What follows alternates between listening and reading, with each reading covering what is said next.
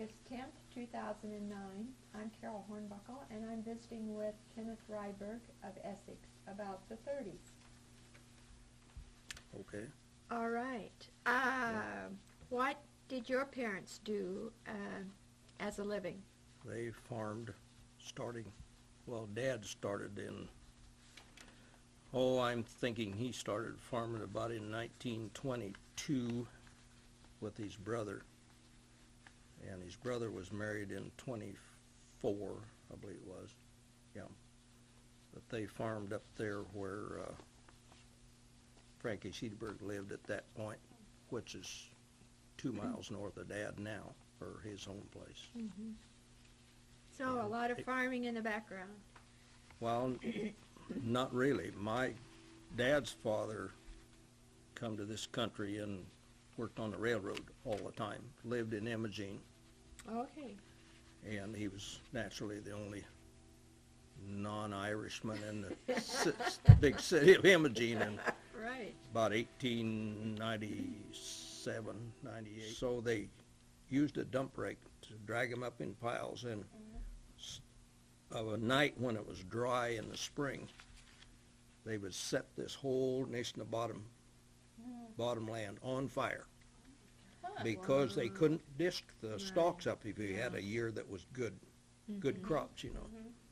And I can remember that coming down here to Earl Mason's Henry Fields, you know, and that was amazing to See all that, right? see all the whole river bottom up there going all the way up towards to Coburg was on fire at night. That was really That was quite spectacular. well. It was something. It's like the guys out west now that burn. They have to burn. That's the way they revitalize, and the mountains are the same way. That's the only way you get the tree. What is it? The nuts. Seedlings. And Seedlings will grow once you crack the hull or whatever it is. Yeah, that was one of the things. And of course, as we went along, there was no electric fans or anything. It's just this kind, you know. Hand operated. Yeah, hand operated. And every mortician in town had Oh, yeah. their fan in the church pew because that was advertisement. Yeah. Yes, sir. You know, I think I guess all the rest of the churches, you'd have one from Carson's in Essex, you know, and Hackett, he was one before these other one got started, so. We still use them at Nyman. We still have those. We do. Isn't that sad, though? We do. Well, We don't Not- have air conditioning, so, you don't have air conditioning. no, so we still use those. Well, They should come into town.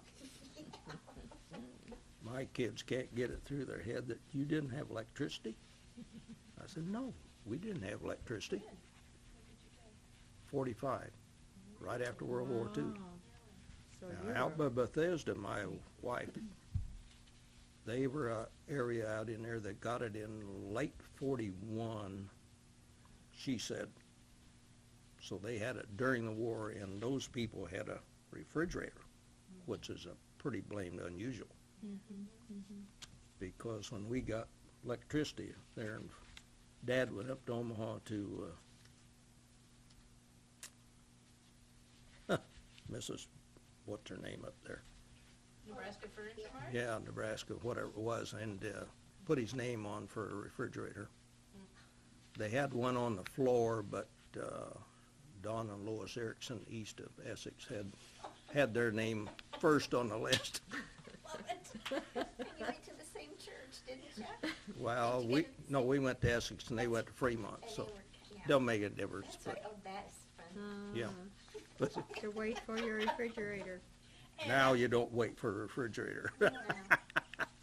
Oh yeah. Lord, One of the things that I remember probably distinctly was it was so hot in the 30's that in the summertime, a lot of people pulled a hay rack up in the yard and they slept on top of the hay rack at night. They didn't want to sleep on the ground on a blanket, but you'd put a sheet on, sweep the hay rack off, and of course everybody was thrashing in those days, bundles, And, of course, the water was by the pump. Put it in But the air would come up through the bottom of the hay rack. well, too, it a would little. some, yeah. It would, well, you did, I think, as far as a kid was concerned, I didn't like laying down there where the mice run, or the rats run, or the dogs run, or the, they wouldn't get up on the hay rack, see. That was my secret to the, or what I liked about it, so. Now, No. you grew up you've lived all your life in the Essex area, but you were born in the Shenandoah Hospital. Right. Now, can you tell us why? Why? My dad didn't marry a Swede. My dad married a Oh, dear. German Dutch by Norwich by the name of Boyer, B-O-H-R-E-R. She was from a large family. Well, large, I guess at 9, that's fairly large, and especially this day and age. But my dad even got instructed by his father within 2 weeks of getting married that there are plenty of good Swedish girls around here. But I also, my dad used to talk about, see, they left the railroad and moved over where Chuck Liddell's at in about 1908. And grandfather, who had never farmed, but his wife come from farming part of Sweden. And his brother-in-law taught him everything to farm because they had come from farming country over there. Mm-hmm. So there's a lot of, there's a lot of crazy things he done, like leave the harrow out in the middle of the field at night and all that kind of stuff, you know, that, well, that's where he finished using it. It's out in the middle of the field, see. He didn't drag it to the end and unhook 4 head of horses. He left it out in the middle of the field. So there's a lot of crazy things that took place that are pretty simple in this day and age, and it's a laughing matter, and wasn't then, probably. You know what I'm saying? Right. So it was your mother who kind of insisted, or your mother's family who insisted that she go to a hospital. Evidently. Okay. I don't remember that part of it. Okay, girls. But you know what I'm saying, yeah. Right, right. And I don't know how, of course, when you got into the 30s, my next brother was born in 31 and then one in 33, and Mom was very ill in between that number of years, so, you know, no kids born there then during that time, so. Right, right. But, yeah, the Boyers lived at, well, if you know where the soil erosion farm is, well, they lived 1 mile south of that and then back west a little. Mm-hmm. That's where her father and the family was whole raised down there, see, so. Okay. Yeah, Let's talk a little bit about your school, where you went to school, what you remember about school, what you wore to school, well, you how know, you got to school. yeah, I know how we got to school. We by your own legs, but we were only up there north of Sam Benson's. Why, we lived there all the time I was going to country school from 1931 to 1940. And seeing the old school pictures, all the girls and boys wore bibbed overalls. Every one of them. We got pictures of. The only boy that didn't wear bibbed overalls was Herbie Hall, Charlie Hall's boy, Herbert. And I guess they maybe had enough money with just one son to buy the cutoffs like we wear now. Mm-hmm. And that was pretty, pretty big thing, I guess, in those days, evidently. So But- what, I lost my train of thought. Go ahead and talk. We'll cut some of this part out. The girls wore bib overalls? All, I can show you a picture where every one of the girls had bibbed overalls on. I can, Really interesting. Jackie Royer, Betty Royer, and Marjorie Swanson, and Marcella Iverson, and the whole bunch up there, boys and girls.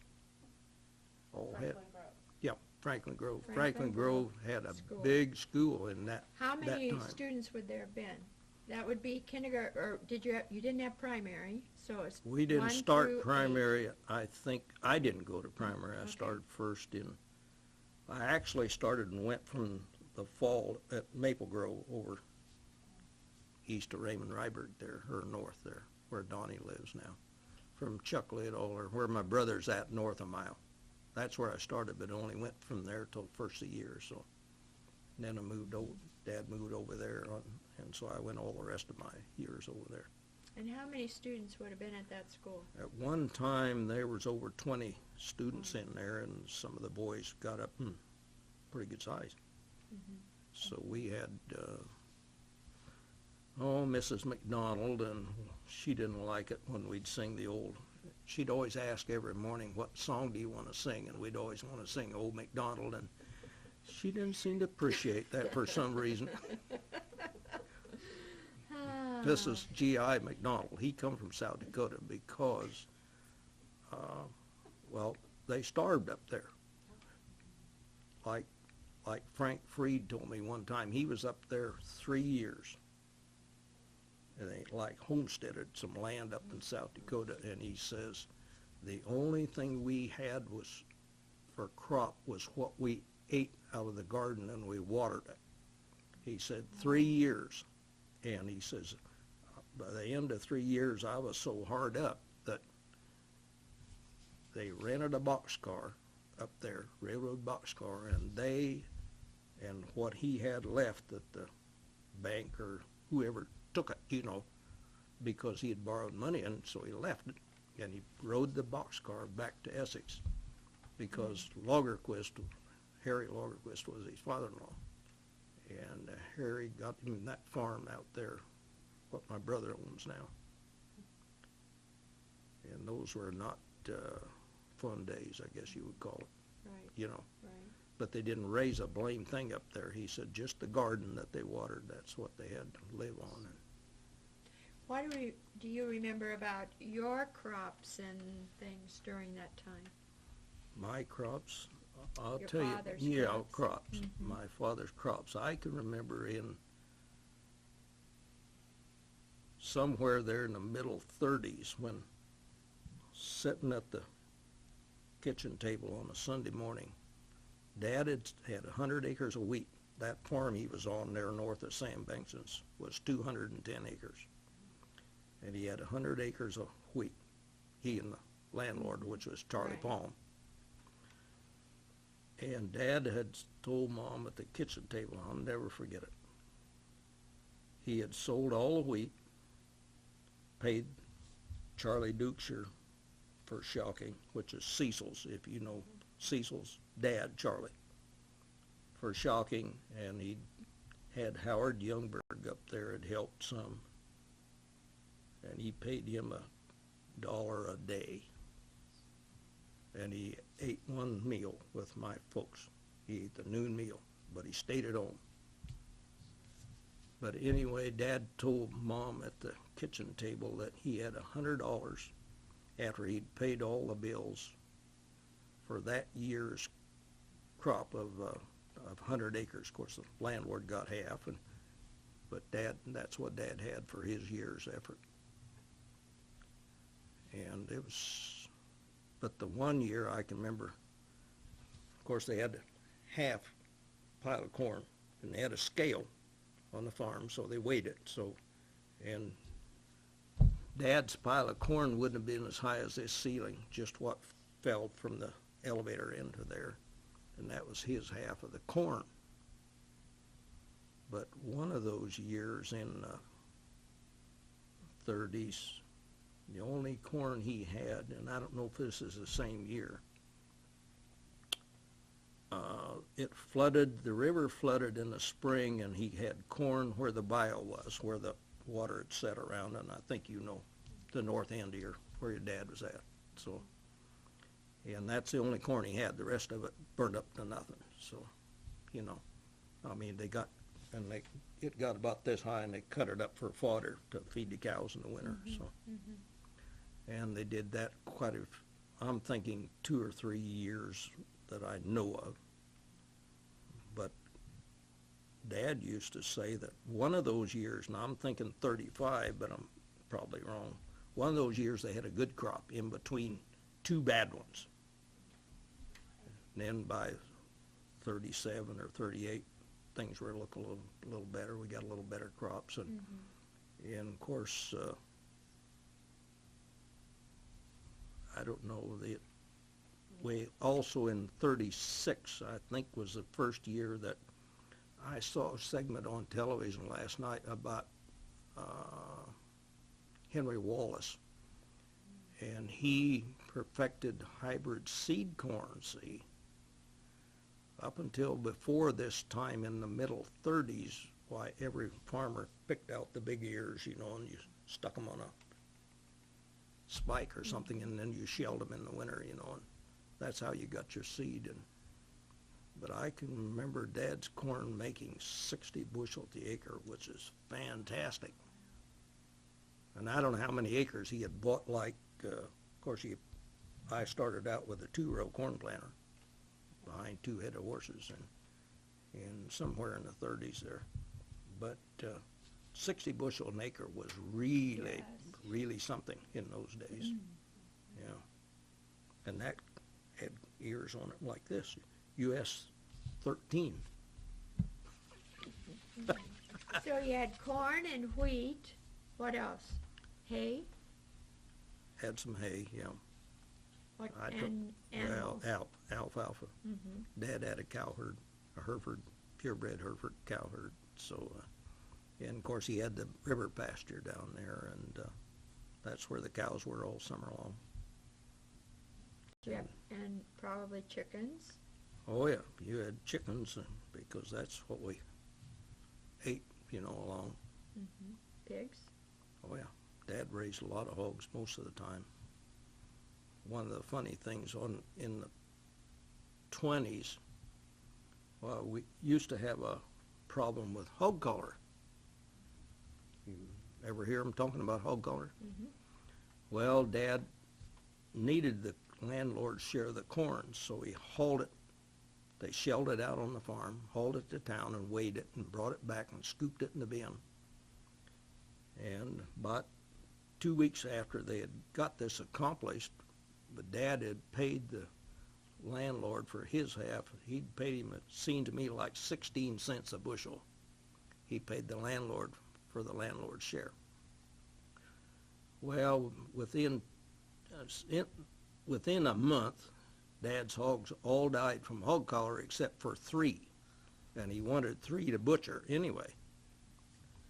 So he didn't need the corn. So in between the time then, he hauled that corn back to town, and he had to go over and see Gust.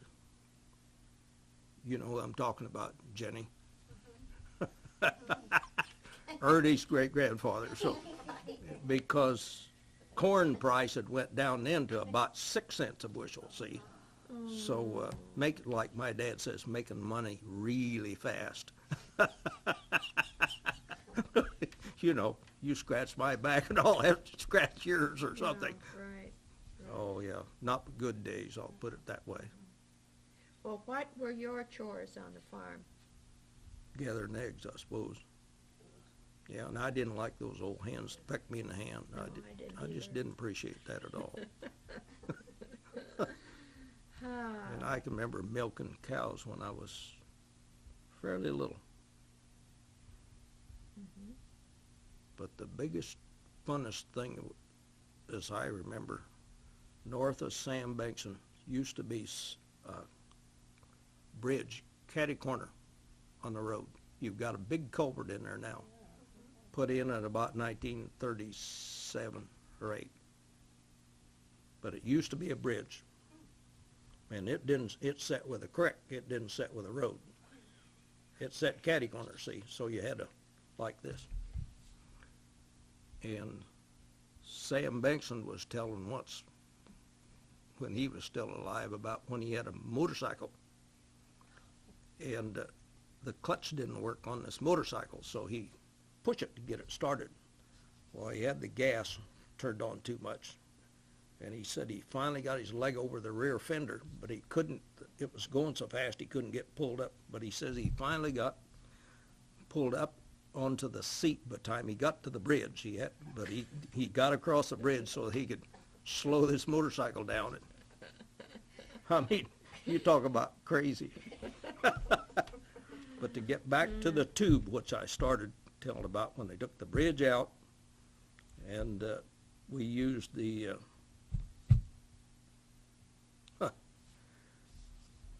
poll tax, they called it. Everybody worked off your taxes. You didn't pay the taxes. You worked them off. And so the farmers would go there with their slip scrapers, and they dug the dirt down for this. And I don't know, it seemed to me like that bridge was out for a long time, but sometimes some drove around, and of course, you know, some of them drove down through. But I remember milking well when Saturday evening they had quit, and wherever they had this little pile of dirt, it didn't get down to the ditch. It was still up on the road. And I could tell you, I think the name, but I guess I won't repeat that. He come down there and he had a cream can in the back of his Model A Ford and a 30 dozen egg case back there. And he went over this pile of dirt. And the next thing, Dad was there helping milk too, and we looked up to see what was going on, and he was standing on the outside of the vehicle, and he was wiping the eggs plus the cream, and that would have been his week's money to buy groceries with. Right. But he just turned around and went home because he didn't have anything left. So Kind of a little expensive trip to town, wasn't it? yeah, well, he didn't get slowed down quick enough for that, you know. And it's another thing I called my daughter last night in Milwaukee, and she says, you remember when they started sweet corn? We always ate field corn years back. And she says Illinois developed hybrid sweet corn in '53. And I couldn't remember because I was away in the service, but that's when the actual purebred sweet corn come along. It was news to me. I couldn't remember when it got started. But that was an interesting fact to me. That It was later than I would have thought. You're right. But they said that also in that statement when she looked on the computer, it give, the Indians had what they call a sweet corn back in the 1880s or something.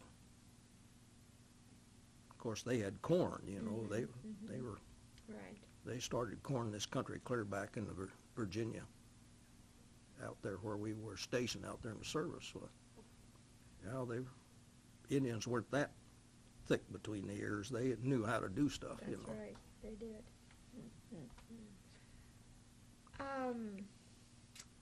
What about games that you played at school? Oh, those were simple, just handy over the schoolhouse. No. Throw the ball over the top. Right, Andy over. Yeah, yeah. Chase each other around the schoolhouse, yeah. Yeah, Did you play any inside? usually not, no. There's too many kids in there when you had that old school building. It's up in, well, I think it's up there in Larry, or isn't it up there at Chad's, that schoolhouse? How was it heated? How was it heated? Mm-hmm. A great big stove, about yea wide, and about this tall. School teacher was big enough to, in the wintertime, we would like one student would bring milk, and another one would bring the chocolate, and the next one would bring sugar. And so we'd have cocoa in the wintertime when it was cold. Mhm. Teacher would start in early. So was it coal or wood? It was wood. Wood. Well, I think we had some coal usually, but same way with Dad. He always cut wood every winter so that you'd have wood to burn the next winter. It had to dry during the year, you know. Mhm. And another incident about that was Charlie Palm sold a big tree down there along the river. Jan will laugh. And so Charlie and Cecil, this tree was big. This is a big tree, and the cattle stood under this tree a lot. I'm riding with Dad down there on a Sunday afternoon, and he knew that the landlord had sold them a tree, but he was looking all over the pasture to see where this tree was that was down. And there was no tree down. And Dad finally walks over, and the cattle were standing around this great big, and it was great big even tree. Totally cut off. The tree was standing there. They had taken the wedges out. They had sawed this whole tree completely off, and it still never fell. It was so even. And by sometime the next week, Dad drove down, and he figured he'd have a cow or two underneath of it, but it wasn't. They had all been out of there by the time the wind come up and blew that tree over. But they had cut this tree off. They didn't want to waste any wood, so they cut it off about, they were paying money for this tree. Mhm. So you conserve your money.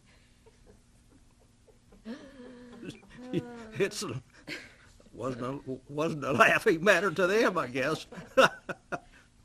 Now we whip through that with a chainsaw like nothing, and I'll bet you anything they took a whole day to saw that off, That's so. And then they were down on their knees to do it, so. Not waste any of that.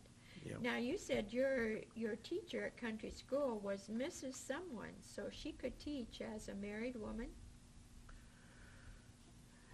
Yeah, that come later on, as you all know, why school boards in those days were not allowed to hire a married lady.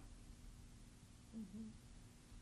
But in those days, and the only school teacher that's living now, and Lorene Lindbergh, Lorene Benedict now, Berichter. Well, yeah, I guess it's Berichter.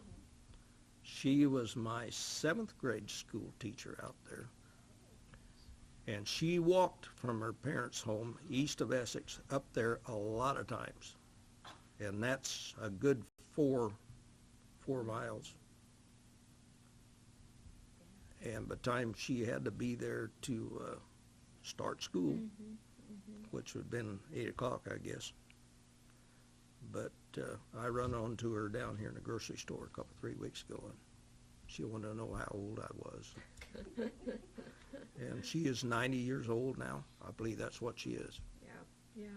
And school teachers in those days were just 8th grade or high school graduates. Right. The women were, yeah. Right.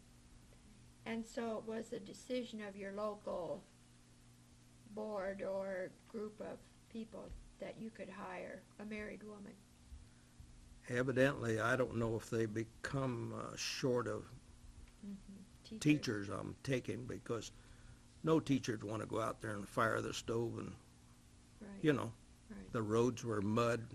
Well, the road was mud. I think they put that red Coburg gravel on in about 36, maybe 37 is the first time that was. Otherwise, it was mud. And that bottom would, down there right north Essex, would be really sticky, But that was quite an improvement to get the gravel on it. That was pretty good, actually. So when you walked to school when it was muddy, you kept picking up dirt on your boots. Yep. And you took the boots off at the door. Oh yeah, all the kids. Right. Scoop snow in the winter. And the kids, especially the older ones, were required to go get water for the water bucket, and we had a community dipper that we all drank out of, you know. Then after, probably in the 37, 8 or 9, we come with those little cups that they fold down, Oh, you know. yes. I got a bunch of those things out there. And we each had our own cup then. We weren't allowed to drink out of the community dipper, so that's different. Yes. Yes. They would not allow that now with the H1N1. But you know, I think we got to be pretty hardy. I in think those- so. Laugh, girls. I think we need a few more bacteria around to be healthy. Well, your body becomes Immune. not immune, but whatever you call it, the other way. So, Right. so Okay, you've talked some about the heat and the dry. What else do you remember about the weather in the 30s? well, mostly that was the biggest part. Yeah, What in the winter? the winter was, especially the winter of 36, was really bad. And the thing I remember about that was the snow was so deep, and the snow was so hard that the horses walked on top of it. So evidently when that snow come, it must have blew really hard, because Dad's house there, he only had to scoop out about from here to that cabinet, and he could get out his driveway and go to town because it blew the road off. But Riley McClinic had hedge fence on the west side just north of the house, and that thing was out there, I think they've measured it somewhere around 12 feet deep at one time, and the CCC or WPA boys come there and scooped it out, I know 3 times, because like Nicholas Farm up there, they couldn't, and those guys up there, McClinics and Nicholas, and wasn't Nicholas, it was Arthur Youngberg then, and Mayhers, Matt Mayhers on up east a half mile and then back east in the field. And I don't know if there's even a house there now. It's where Kenneth Drake, and you know who I'm talking about. Yeah, Kenneth and Earl. Earl lived over there on the east side of the ditch. And they were up there quite a number of years. I remember being up there helping hay and a few things, but Did they call off school for that snow? never did, no. You Oh, walk- I'm sure they probably did it the day when it's snowing bad, but they scooped it out, and my brother-in-law belongs to the Berkeley Presbyterian Church in the Bay Area in Arlington. It's actually in the town of Berkeley, California. My brother-in-law introduced me here about 15 years ago to a former Iowan, and he wanted to know where I lived, and I says, well, I live in southwest Iowa, and he says, be more specific. I says, well, I live at Shenandoah. Oh, he says, can't you be more specific? I says, well, I actually live east of Essex. I says, why do you know where Essex is? Yeah, sadly, he says, I know where Essex is. I've known where Essex is for a long, long time. And I says, why? Well, he says he was a member of the WPA. My father-in-law called that the We Putter Around organization. But anyway, I says, well, how's your connection? He says he was from up in central Iowa. And belonging to that organization, they come down to southwest Iowa to scoop snow that winter. And we scooped snow every last day. And they had a barracks out here. You know about where they were, out there by, what's that restaurant? China Gate. China Gate. And he said the windows are all loose and they rattled in there, and they had a big heating stove in that thing. And he said we rode out to scoop snow every day in an open truck. And he said it was cold, really cold. And we'd scoop snow, I don't know if it'd been 8 hours, but it probably was at least 6. And I do know that they scooped that thing out, that bunch, at least 3 times that winter before it got warm enough to not, you know. And so I know the one time they scooped it out and they had it open one day, and Mayhurst and McClintock's and Youngbird's, they got to go to the grocery store one time, and then it blew in full again. And they cut the chunks with like a 12-inch shovel, you know. It wasn't aluminum ones, it was them metal shovels in those days. And they cut a chunk, just like you'd chunk ice. And they'd throw it up once, then another time before the one on top threw it over on the other side. Wow. I heard Good the old train- days. I heard the train even got stopped. Oh, yeah. because of the snow. Train got stopped. Yeah, I remember when the train run, well, he tried to buck snowdrift there up by Lynn Johnson's, and he didn't make it, so run off the track, or it high centered, if you want to call it that, you know. Yeah. So well, that's actually what it did. Right. It Get off the track. snow was too hard, but that time when that snow was hard, I can remember, well, you all know Joyce Royer Long, and I pretty sure it was her that the doctor come out in the middle of the night to my folks. And I'm thinking it's Dr. C.C. Nelson, but maybe not. He had an office in Essex back in, but it maybe was a doctor ahead of him. But they come out there, and it was beastly cold, and Dad hitched up a team and took the doctor in a sleigh wagon, or, you know, the wagon box with a sled deal. And he drove right straight from that house, right straight over the fences, because the snow was up. But it was so hard that the mules, they walked right on top of it. And I can't get it in my head where it could be that hard, you know. Sure. But it evidently must have blew tremendously hard to get that snow that hard, because the horses, of course, they got bigger feet than mules, but still, just to be able to go right straight over. Well, what I remember as the doctor coming in the house to get warmed up, he drove out to Dad's, and he had a felt hat on, and this is like 10 below zero, and you're riding in a lumber wagon. And Mom come out with 2 headscarves and give to the doctor and told him to put them on. And he says, Fern, my mom, he says, my ears are all right. He says, don't need to worry about my ears. And my mom says, you're going to be outside for at least a half an hour. It'd probably be closer to an hour before the horses get down to Frank Royer's, where Don lives now. And when he come back in the morning, we kids are back up again, and he thanked my mom for the headscarf. He says, my ears would have froze off. But he says, I thought I was pretty tough, but he says, not that enough to tough. be out that kind of hours. Now, when it was that cold, did you close off part of your house in the wintertime? Oh, or yeah. How did you? Oh, yeah.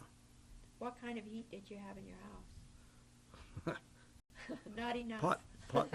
A pot-bellied stove about this big, and we had a register in the floor, you know. That's how we got the heat upstairs. Right. But the water always froze in the glass, you know. Sometimes you could break it, sometimes you couldn't. But, yeah, in that house, I never will forget, Mom decided to repaper the northwest corner of that house. And, of course, the windows were all loose, you know, and when they took some of the old paper off that was coming loose, why, there was like a coffee can lid nailed onto, and so Dad took that off. Well, then he had to go get a piece of square tin put over it, because the rats sometime along the line it ate this big hole through the wall, see. But it's that was what I call primitive living. And no bathroom. That, So- well, it was outside, you know. Yeah. So That was and of course the Sears and Roebuck and Montgomery Ward catalog were the thing of the day, you know. But it was not too, what they used to say is not too bad till you got late in the season and you had all the slick pages. What? You girls laugh. It wasn't funny, I'll tell you. It wasn't very bloody funny.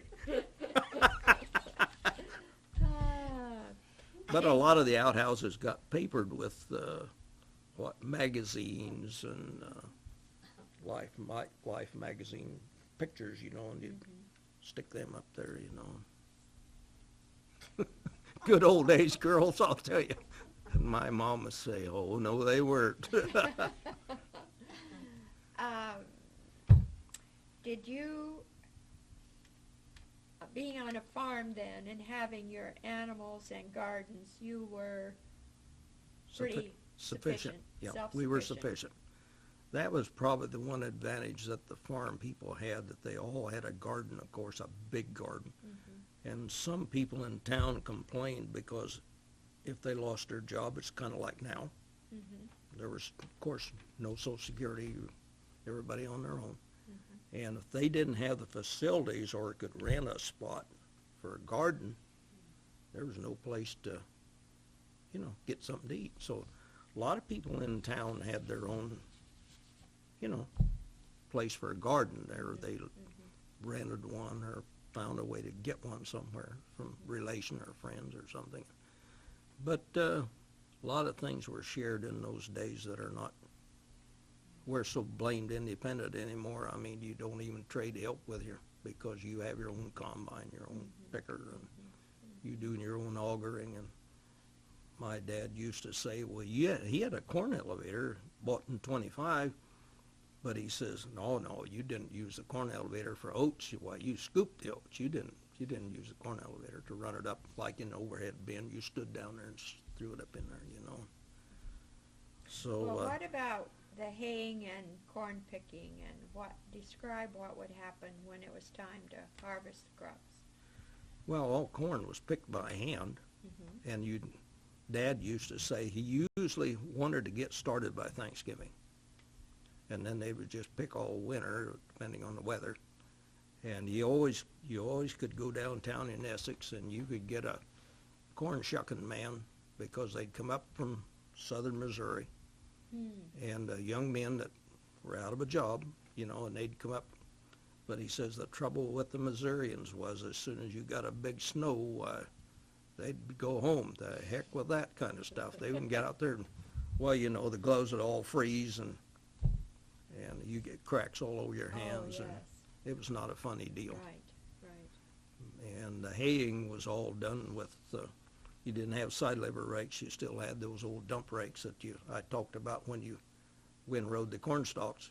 That's the way haying was done up until about 1940. We finally got a side lever rake in about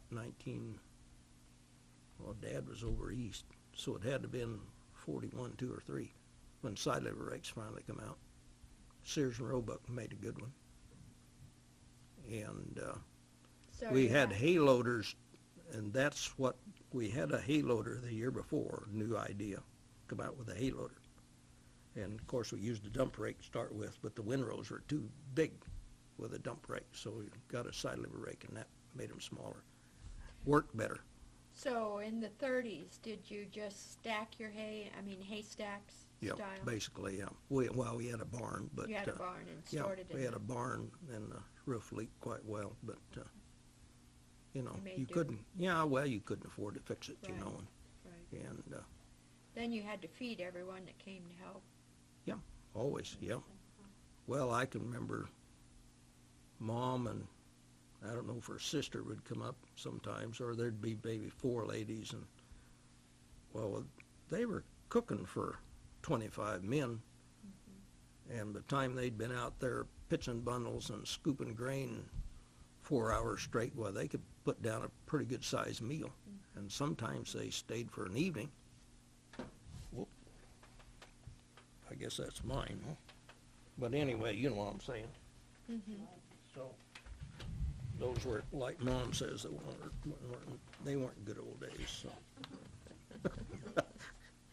You had to have pie and everything like that. Always. And tea, they would drink tea like going out of style, you know. Yeah, it was, well. Meat and there's- potatoes and. Oh yeah, always. And the lady of the house, you always wanted to have chickens ready to go. clean about that time of the year, you know. For fried Dad, chicken. Mom always raised her. She had her eggs that she put in this incubator, you know. Oh. Oh yeah, she had Did her it own. herself. Later on, well, she'd buy the chicks sort of hatched, you know, from, oh, what's his name uptown here? Rennick. Leonard Rennick. Leonard, and do you know, did he have a brother? I'm sure he did. He had two brothers. But I'm talking about Leonard, who was one of the older ones. Okay, I don't know. And they lived west of Franklin Grove School, half mile, and back north. Dad used to hire those boys to help. And they lived the first house north and then just right off the road. And then Shoemakers lived on further back, north, back over there. And I think Ryder Clinic probably owns that whole thing in there. I don't know who owns that land back. I'd have to. But that was, they moved to Shenandoah after, I remember Alice, she was about my grade in school, maybe a year older. And then she had a brother, Johnny. And he quit country school and went into the Army. And he was over in Baton, if you remember reading about his life story. Maybe you do. And he was over there and went through the Baton Death March. And he survived it, which I always thought only a man with his upbringing could survive that blame thing over there, you know, because they marched, what, several hundred miles, you know, and they didn't have water, they didn't have anything to eat, and they'd already been starving before they were left. And and then he went up here and worked for the nursery after he got home, and he was down from well, I suppose he had been over 200 pounds, and he was down to like 85 pounds when he come back here, you know, but he died out there in the field hoeing one day at the nursery, so.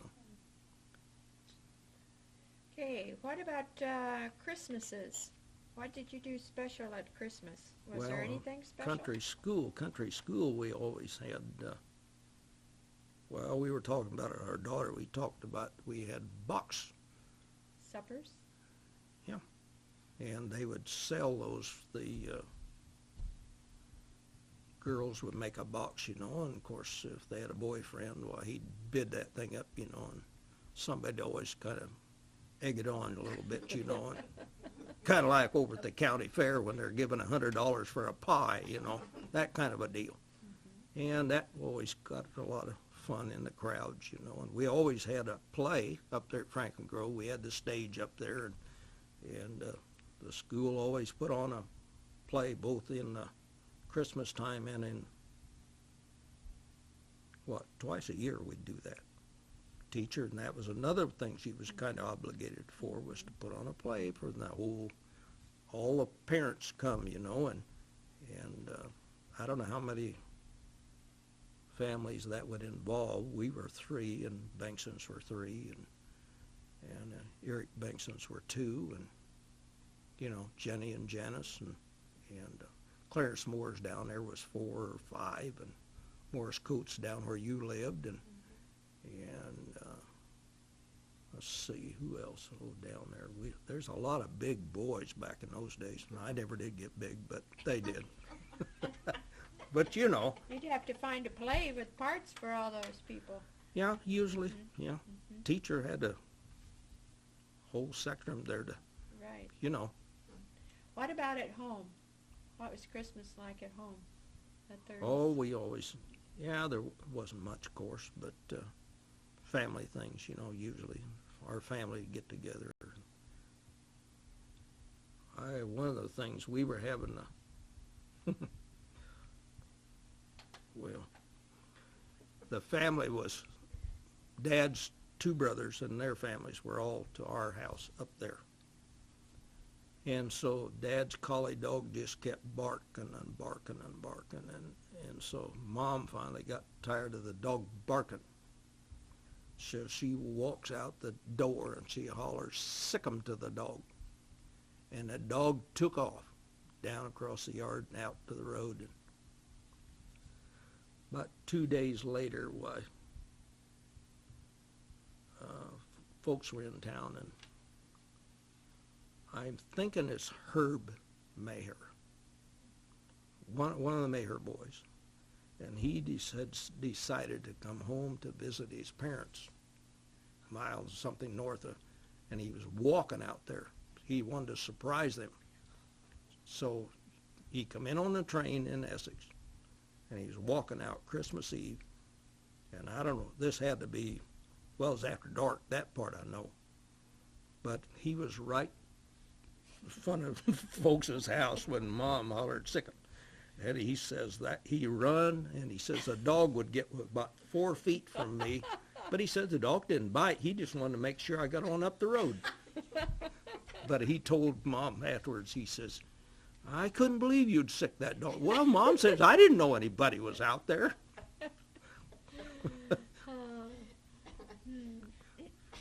We wouldn't think of walking out 4.5 miles now in the middle of winter, so. No, no. What kind of presents did you get, if any, when you were young?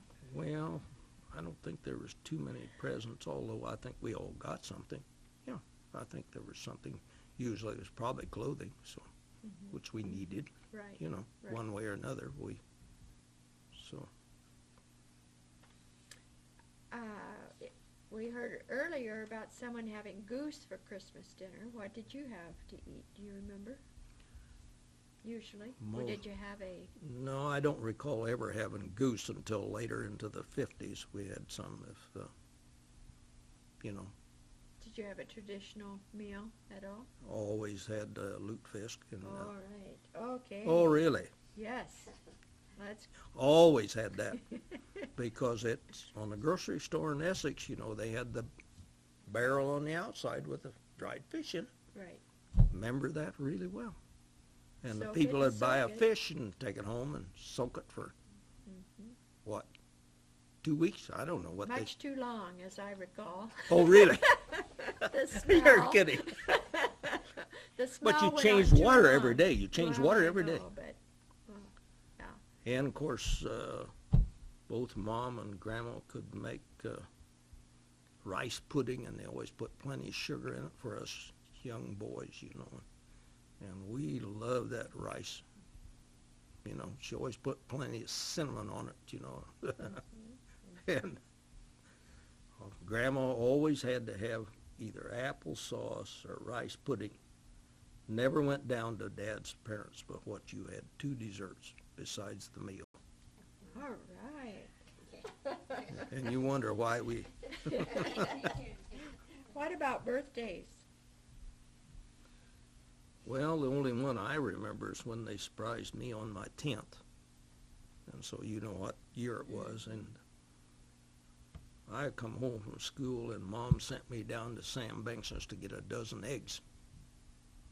And, of course, by the time I got down there, and Verona kept me bottled up down at that house for a while, when I come home, the whole school was in our house at home.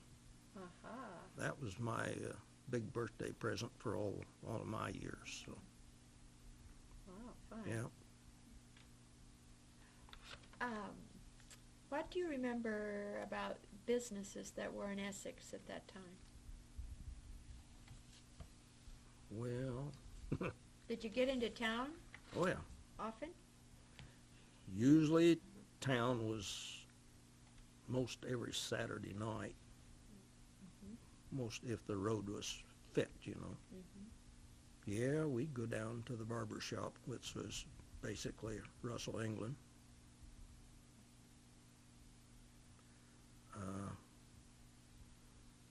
Two grocery stores on the north side of the street.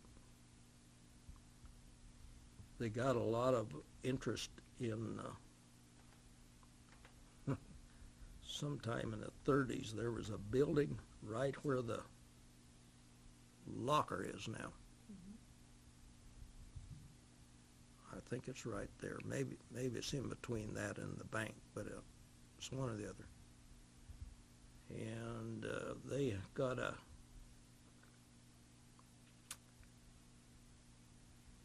what to put it. Some people call it a Holy Roller church group in there. And on Saturday night, they'd be in there playing some kind of instruments, and they'd be rolling around on the floor, and they'd be doing all kinds of odd stuff for the rest of the church people there in town. See? Can imagine. And it got a lot of attention around the big town of Essex, you know. You know, that was something new. But I also can remember when used to have a great big tent. They set up a great big tent up where Ernie's got his building, and up where the post, or not the post office, but the telephone office is. And that went all the way up to the building, you know, where the restaurant is now. And they used to set up a big tent in there, and they'd have,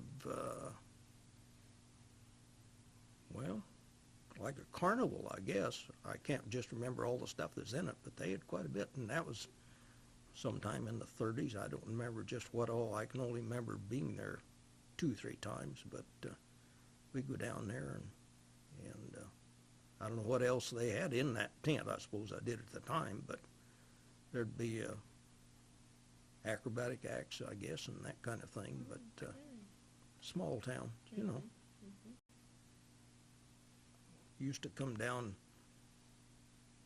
I don't know whether you remember all the pancake feeds from Henry Fields and Earl Mays. Heard about them. You heard about them? They'd line up for 2 blocks down here. Go out that north door over there where that's where the broadcasting station is, and all the way around they'd go that up there, and the whole block you'd be lined up 2 blocks long to go in there and eat pancakes. Dad said it wasn't worth it. You spent more time there standing there. The heck of standing in line for an hour to get three pancakes. Dad didn't think it was time well spent. What about any kind of movies or anything? Did you ever go to a movie or? Oh yeah, occasionally. We went to see, one of the first movies was, can't even think of the name of it. You all know that one, back in the 30s. They also had, Black Stallion. They had what the heck was that called? I can't even remember now. One thing about it, when I started dating in the early 40s, why, Dad would give me a $1 bill. And I could come down here and go to this movie house right up the street here, and with my sweetie, and for $1 we could go to the movie and then go up and have a soda, and Dad furnished the car and the gas. Wow. 1942. Things have changed. Things have changed a little, to say the least. Yeah, $1 bill. Hey, anything else that you would like to tell us about? As I go through, I've been going through a lot of old pictures last winter. And you know, I've noted this on all those old church. A lot of the pictures were taken of church groups or family gatherings. And the men wore white shirts and neckties to picnics. Oh. And the women wore hats. I'm talking about the good-sized hats, you know. And, of course, we were going through some of my father-in-law's stuff, and he mentions in there when he took his wife, would be my mother-in-law, she died in 38, but they went to town special to get his wife a new hat for, I'm guessing it's for Easter or something, you know, but the hat was important to the lady in those days. Boy, I'll tell you. It's a little different now, isn't it? You're right, yeah. And then they wore those dresses that, I don't know, man. Cinched in? Yeah. Oh, it pulled them in like you can't believe it. We're glad Like we don't had a have wedding those. up in Minneapolis, and this young lady who married my wife's cousin, and she said thought she could be able to get in her mom's wedding dress. And she had been dieting for some time. And she says, I couldn't believe that her mom, she says, it was not much bigger than a football. And she says, I could not believe that her mom had actually got down that little for that wedding dress. She says, I never did make it.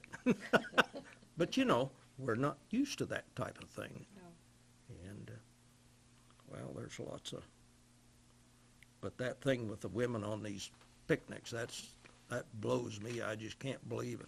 Men, of course, had all those cuff things, you know. They wore that rubber band around their arms to keep their sleeves because you didn't have sleeve lengths. Everybody wore a full Right. sleeves, and then they'd have these rubber things they put around up. Men had muscles in those days. Mine got up and went, you know. But and the women, I'll tell you, just like Mom says, that was tough for a lady in those days.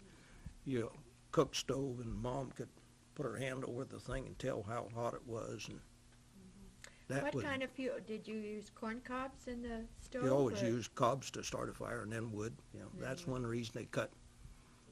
And then you had the little sticks you used in, like the cook stove, you know.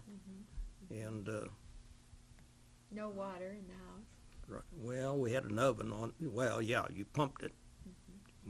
You were lucky if you had one in the porch. Most people had to walk outside, you know, and pump your own water.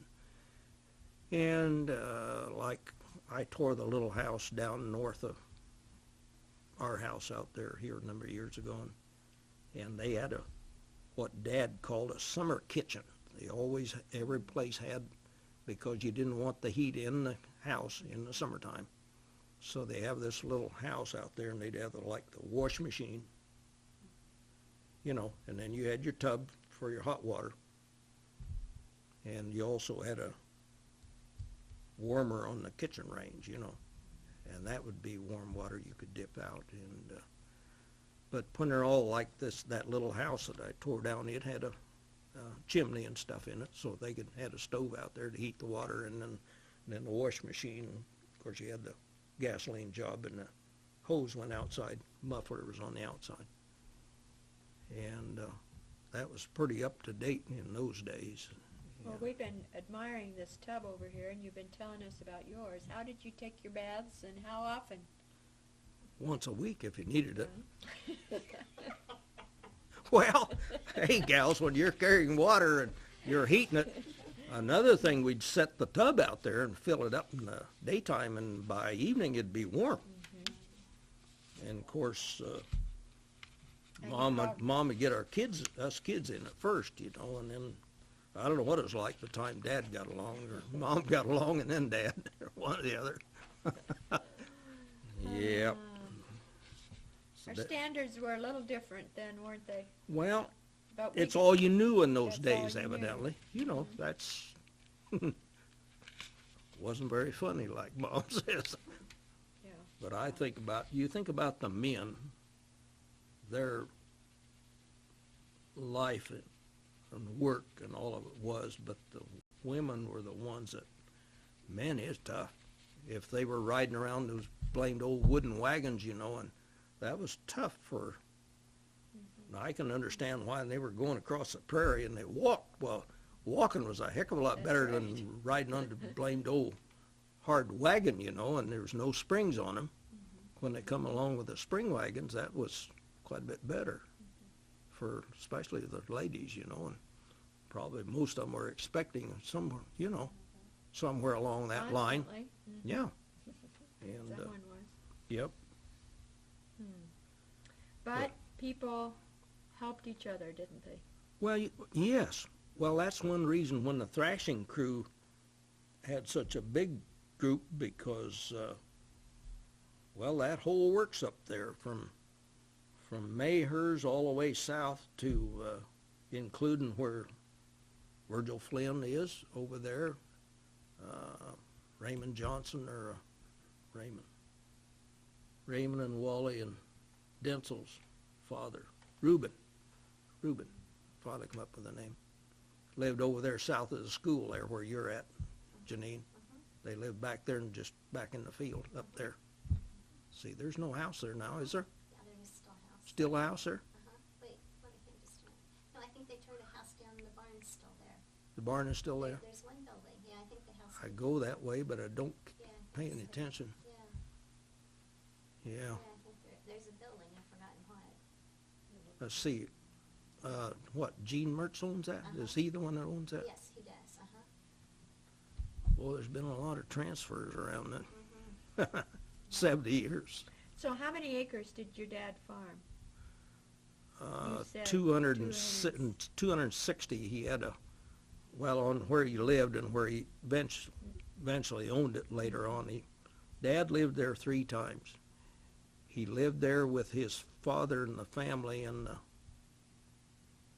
late teens and early 20s. And when Dad got married in 25, he moved on and farmed it. And at that time, it was 160 acres where the buildings were, then 100 acres on the west side of the road, which was sold to Reuben Johnson in 1943, 2 maybe. And so Reuben has owned that. And of course, then it was transferred to Denny Leodol, but Dad owned that 160. He give a whole big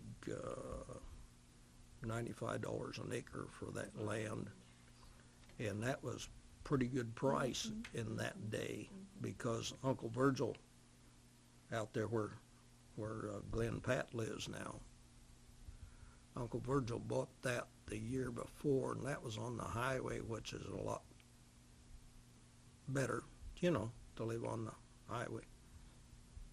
And Uncle Virgil gave 125 or 135, and that was pretty big money in that day. And then, see, that would have been in, trying to think, 40s, early 40s. Dad bought in 43, and Virgil bought the year before, which had been 42 or 41. And Eleanor and I bought in 63, where I'm at now, for 300, and that was an unheard of price. But during and after World War I, farmland got up to $400 an acre for a short period of time, but it didn't stay there long because then. See, they used to produce a lot of seed, clover seed and stuff, and you got paid pretty good if you did that. Well, later on, when I was doing it in the early 60s up there on Lawrence Ladles, seed prices got down to about 20. We sold a lot of red clover seed for $22 to $26 a bushel, not a 50 pounds, but a bushel in those days. And you hauled it and had it cleaned and all that. And so, yeah, a lot of things have changed over the years. How aware were you of political things and like the U.S. government and presidency and in the 30s when Franklin Roosevelt? Well, another thing I might mention when you talk about school, my dad could remember when the county superintendent come out to his folks there. And Dad didn't go to school. Most boys didn't go to school except in the winter. And they talked only Swedish. And the superintendent gave his parents orders that they would send the kids, all 5 of them, to country school to learn English. They were ordered to do that by the county superintendent. And Dad said he could remember the day the county superintendent come there and give his parents orders that. So some of this Spanish-speaking situations as we have now, well, I wish I spoke Spanish, but sometimes I think, well, if you're going to live in this country and pay taxes here and work here, English is what we were brought up with here. Yeah, I think my grandparents learned their English You're from right. the kids that Well, went to yeah. school. Right. But the Irish over there in Imogene, and the Germans over, but then my dad, he was the my dad was the oddball. Yep. And he still survived around Essex, Iowa. Yeah, and I'll tell you, I can remember this day when the whole family would be talking Swedish. They didn't want the grandkids to know what the heck was going on. So the whole works would be talking, and Mom's the only one that didn't understand. And Dad's mother, they'd get started on it, and they'd be going at it, you know. And Mary, her name was, all right, you know that Fern doesn't know what you're talking about. And so they would cut it off and go back to English, and so we kids could. So you didn't learn Swedish? I did not learn any Swedish. Now, a lot of the grandkids did, but I didn't. Okay, well, thank you very much. I think we've been at it a lot longer than I Well, thought. it's been fun. It's been fun. Thank you. Well, I've been when you talking with and there's a Kenneth lot of, Rydberg. thank you. There's a lot of things that you remember afterwards, I guess I'll put it that way, you know. You know,